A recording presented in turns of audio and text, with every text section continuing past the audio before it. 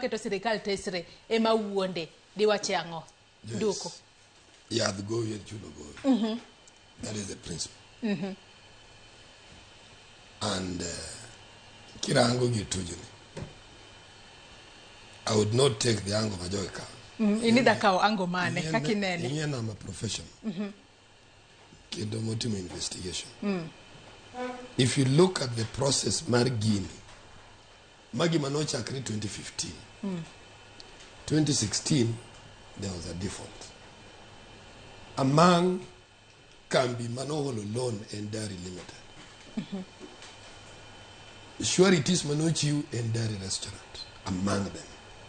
It does not buy what my colleagues are talking about.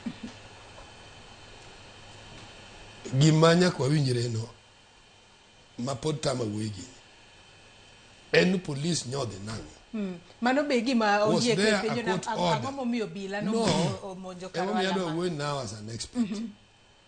If auctioneers sought the assistance by the police and they got an order, then the police were officially there.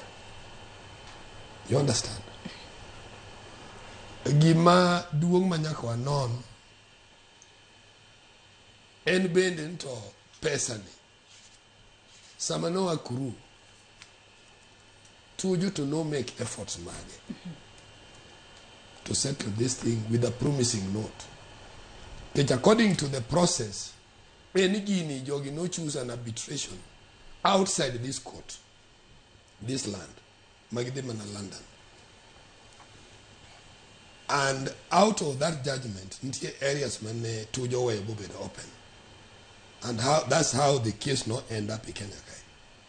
Kono end up in Kenya to end up can managi million enforcement. And that enforcement could only be mitigated through a negotiation process. Oganda samanye tujogo koko ni gini henya. Oganda nyo wok Nyakaluo Council of Elders. Both you kode.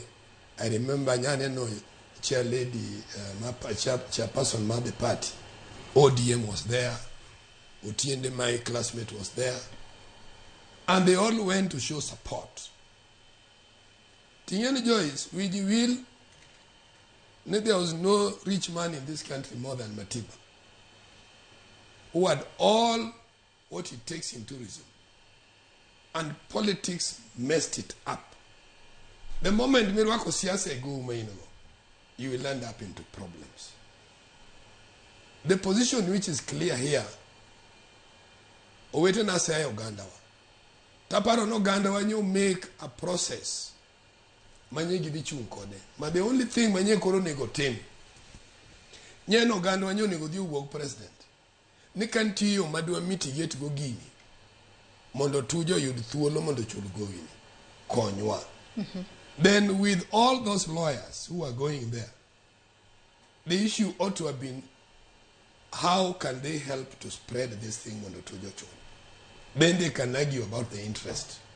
Parominogi kelokani can only be mitigated in court. No interest modu arogani. Then subject to what? Because the business was not ongoing. No longer going concerned. Koro business nekedi nyime omio reviewed this. This has happened even in our local banks.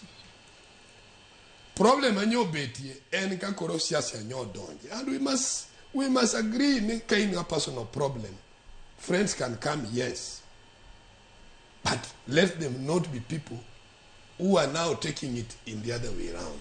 Other way around you machalona. Other way around in koron kichango kori nene kamachalni, the government is the one which is pinching this. Kamanya serikalo Kosovo, any AG who are the custodian of the law, they have not shown the people how the case went through. Ngama bende no the auctioneer ni poko wacho gimomio nenotero police. That is now the work of the lawyers in court. Kamenya lo wachi ni Raj. To kanye be Tuju ni mistake. You enjoy. And that's why I'm telling you, I'm talking as an expert. Kaji lawi irumas mawinjo mtok ni abirio Tuju neno kalawe. If I was the one investigating this case, kada sim manya director wacho to it should not be the principle of law nikech sim ng'ato nyalo we yot to ringo dhi kamoro. My problem nugu Tuju from the ground kama nonene ka ji luwe. Dong nowacho ni mokwongo noneno kiluwe nogoyo nyaka ripot e tesend obila. I'm coming. Machielo chako neno nyamburko maonge namba